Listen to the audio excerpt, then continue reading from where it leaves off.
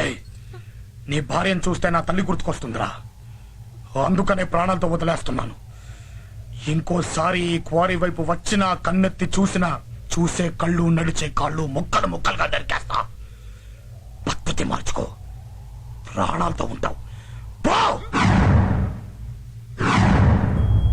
నా కొడుకు ఒక రాముడిలా ఉండాలని కోరుకున్నాను, రాక్షసుడిలా ఉండాలని కోరుకోలేదు. నువ్వనే ఆ రాముడిని కూడా యుద్ధం చేసిన తర్వాతే దేవుడు అన్నారు నాన్న.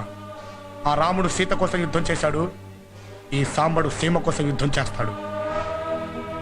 ఆశ ఉంటే సరిపోదు నాన్న, దాన్ని సాధించడానికి అవసరమైతే ఒక ఆయుధం కావాలి. నీ ఆశయాన్ని సాధించే ఆయుధం నేనవుతాను.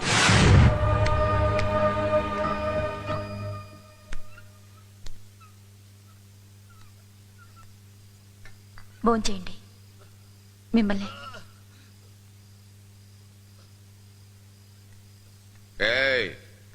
ఏంటే జైల్లో చిప్పుకుడు పెట్టినట్టు పెట్టి వెళ్ళిపోతున్నావు?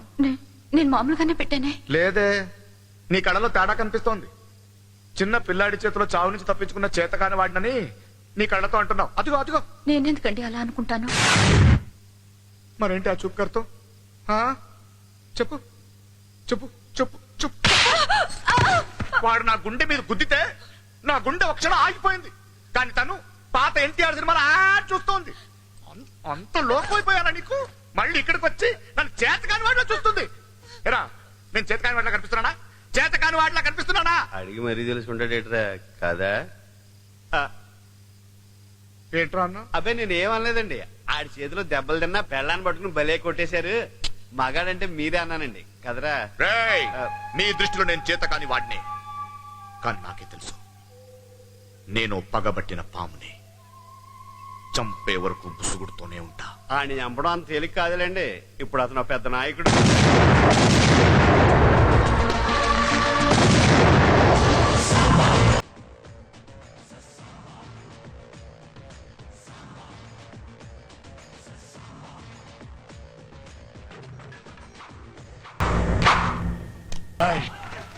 విద్యాలయాలంటే దేవాలయాలరా. పిల్లలు చదువుకునే చోట పనులు మానేసి పేకాడతారా? కొరకలారా! ఎంత గాలి కొట్టినా లాభం లేదండి. ఈ బుడగ బొక్కడిపోయింది. బీపీ బాగా ఎక్కువగా ఉంది. ఎందుకు ఉండదండి? ఈ రోజు ఏపీ మొత్తం మీద బీపీ ఎక్కువ క్యాండిడేట్ ఈయన అయ్యి ఉంటాడు. కోరి కోరి అన్నాడు, ఆడు సారీ నా గుద్దు గుద్దాడు. రాతికుండు కాబట్టి మనం బ్యాడ్ లక్ వల్ది బతికిపోయాడు. అన్నా, మనం 4 సఫరీలు తిరుగుతున్నామని వాడు 6 సఫరీలు తెప్పించాడంట. ఏం చేద్దాం, మనం డ్రైవర్గా చేద్దామా? రేయ్,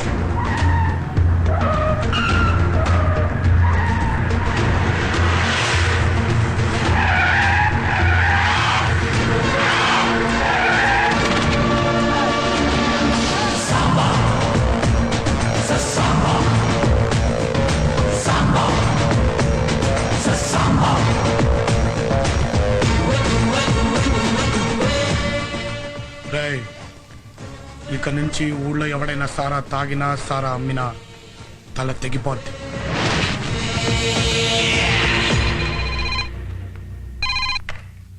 హలో, ఏక్ మినిట్ అన్నా. సేటు ఫోన్ ఉన్నామని చెప్పనా లేవని చెప్పనా? ఉన్నా లేనట్టే కదా. సేటు ఓ నై ఓపర్ చేయలేగయా. నై నై నై ఓ ఓపర్ నై మేడ మీద చేయలేగయా.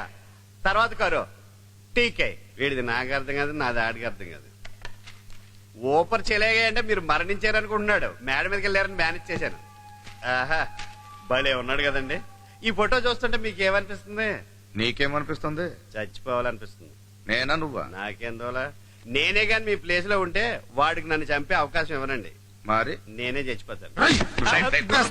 వదలంటే. రేయ్, నువ్వు పక్కనుంటే మంచిదని జ్యోతిష్కుడు చెప్పాడు, అందుకే భరిస్తున్నాను. లేకపోతే నేను ఎప్పుడో చంపేసేవాడిని. థ్యాంక్స్. మీకు కాదు, జ్యోతిషుడికి. రేయ్, వాడి బాబు మనకు రాసిచ్చిన దస్తావేజులు మన దగ్గర ఉన్నాయి. మంచి లాయర్కి చూపించి ఆ సాంబగాడికి నోటీస్ పంపించు. వాడే మన దారికి వస్తాడు.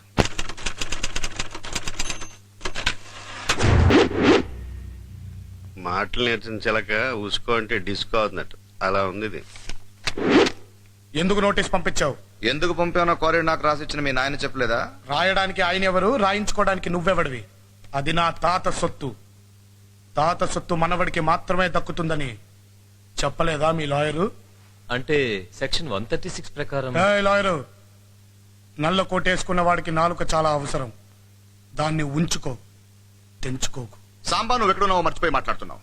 నువ్వు వచ్చిన ఊరు నాది, నువ్వు ఉన్న ఇల్లు నాది, నువ్వు కూర్చున్న కుర్చీ నాది, నీ చుట్టూ ఉన్న బలగం నాది. ఇవన్నీ ఉన్న ఈ సీమ నాది. నేను తలుచుకుంటే నీది అనుకుంటున్న నీ ఊళ్ళో, నీ ఇంట్లో, నీ జనం మధ్య నువ్వు కూర్చున్న నీ కుర్చీ కిందే నిన్ను నీ బాళ్ళని కప్పెట్టేస్తా. నోటీసులు గేటిస్లు అంటూ పిచ్చి పిచ్చి వేషాలు లేకుండా బుద్ధిగా బతుకు, లేకపోతే బూడిదైపోతావు. వస్తా. రాయ్ సాంబా, నీ తల తీసి నా ఇంటి గుమ్మానికి కట్టకపోతే నా పేరు పశు. నా ముందు తొడగొడితే తొడ మెడ రెండూ నరికేస్తా. తెంచు, తెంచు. పద్ధతి మార్చుకోమని ఒక్కసారి చెప్పా, రెండోసారి చెప్తున్నా, మూడోసారి చెప్పను, చంపేస్తా.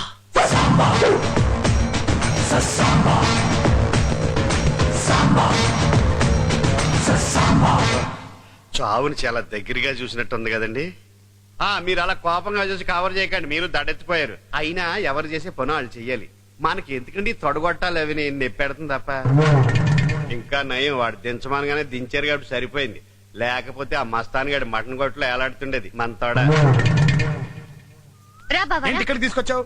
ముందు బట్టలేపు. పట్ల దేనికి? స్నానం చేయడానికి. నేను రేపు వెళ్ళిపోతున్నాను కదా, అందుకే ఈ రోజు నీకు స్నానం చేయించి దిష్టి తీయాలి. మొత్తం విప్పి. ఊరిని. డాక్టర్ చెబుతూ దిష్టి గిష్టి నమ్ముతావేంటే? నేను డాక్టర్ ఏది పేషెంట్స్ కోసం కానీ నీ కోసం కాదు బావా. అయినా నీకు బయట జరిగే విషయాలు ఏవి తెలియట్లేదు. మా హాస్టల్లో అమ్మాయిలంతా మొన్న పేపర్లో నీ ఫోటో చూసి తెగ ముద్దులు పెట్టారంట. ఎంతసేపు వాళ్ళు పెట్టారు వీళ్ళు పెట్టారు అని అడగడం తప్ప నువ్వు మడిగి పెట్టవు. పెట్టాలని నాకు ఉంటుంది బావా, ఏం చేయను. నాకు మూడ్ రాగానే ఆ ముసలిది వచ్చేస్తుంది. ఇప్పుడు లేదుగా, పెట్టి. పెడతాను గాని కొంచెం బతిమలు బావా. సరే నందు, మ్మ్. ప్లీజ్ ఒక ముద్దు పెట్టవా? ఇప్పుడు కాదు బావా, ప్లీజే. రాత్రికి పెడతాను. రాత్రికి మళ్ళీ పెట్టుకుందాం గానీ ఇప్పుడు పెట్టేవా ప్లీజ్? వద్దు బావా, ప్లీజ్ వద్దు బావా, పెట్టి. వద్దు బావా, పెట్టి. వద్దు.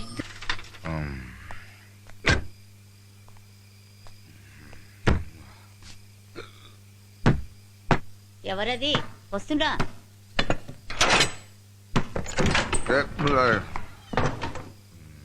నమస్కారం అమ్మా. సాంబా ఉన్నాడమ్మా? లేడు, బయటికెళ్ళాడు. ఓ, పోనీ ధర్మయ్య నాయుడు గారు ఉన్నారమ్మా, మాట్లాడాలి. తాగొచ్చి ఏం మాట్లాడతావు? తాగి మాట్లాడడానికి రాలేదమ్మా, మాట్లాడడానికి తాగొచ్చాను ధైర్యం కోసం. మావయ్య గారు, మావయ్య గారు, మావయ్య గారు ఉన్నారు. మావయ్య గారు క్షమించండి మావయ్య గారు. లక్ష్మీదేవి లాంటి కోడలు మా ఇంటికి పంపిస్తే మా చేతుల్లో అలా చంపేసుకున్నా మావయ్య గారు క్షమించండి.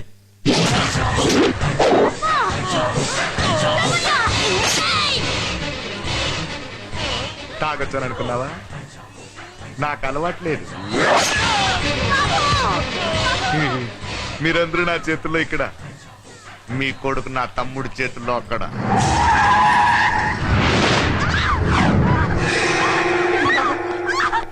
భయపడద్దు, నేను వచ్చేసరిగా. చూడమ్మా, కొంచెం బయటకు వెళ్ళు బావా, ప్లీజ్.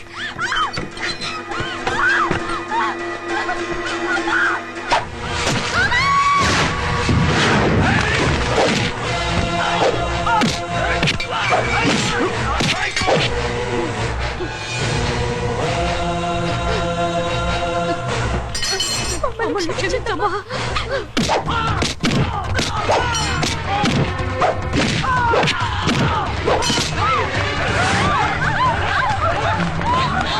సైలెంట్ గా పని చేసుకోండి రా. అడిగాను, ఆస్తి ఇచ్చి తీసుకున్నాం, ఊరుకుంటానా? ఏంటయ్యా నీ తలరాత? చదువుకుని పైకొచ్చిన వాడిని చూశాను, చదువు కోసం పైకి వెళ్లే వాడిని నిన్నే చూస్తున్నా. నిన్ను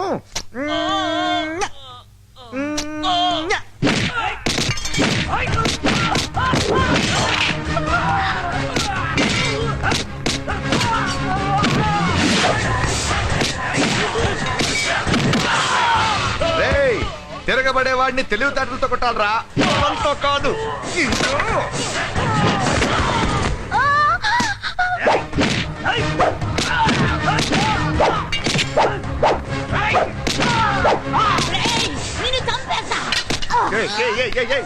నిన్ను కూడా నేనే చెప్పాలా?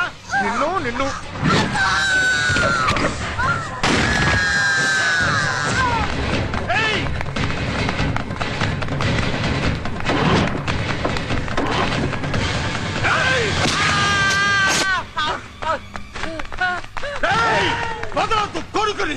దేవుడా ఏంటయ్యా నీ లీల?